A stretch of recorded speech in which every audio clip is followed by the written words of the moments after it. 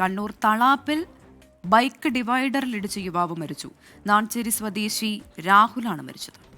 അരുൺ പൂപ്പറമ്പയാണ് ചേരുന്നത് വിവരങ്ങളുമായി. അരുൺ, എപ്പോഴാണ് ഈ അപകടം ഉണ്ടായത്? എങ്ങനെയാണ് ഈ അപകടം ഉണ്ടായത്? വലിയ സങ്കടകരമായ വാർത്തയാണ് ഈ പ്രഭാതത്തിൽ നമുക്ക് പങ്കുവെക്കേണ്ടി വരുന്നത്. അസ്മിത, ഇന്നലെ രാത്രി 11:45 ഈ അപകടമുണ്ടായത്.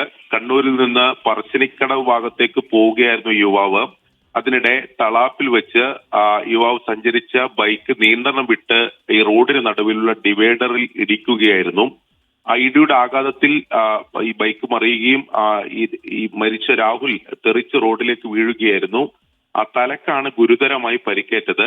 തൊട്ടടുത്തുള്ള കണ്ണൂരിലെ ആശുപത്രിയിൽ ഉടൻ തന്നെ എത്തിച്ചെങ്കിലും അതിനിടെ മരണം സംഭവിച്ചു എന്നതാണ് നമുക്ക് മനസ്സിലാക്കാൻ സാധിക്കുന്നത്.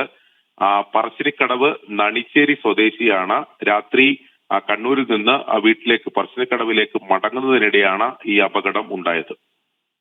ശരി, അരുൺ പൂപ്പറമ്പയാണ് വിവരങ്ങളുമായി നമുക്കൊപ്പം കണ്ണൂരിൽ നിന്ന് ചേർന്നത്.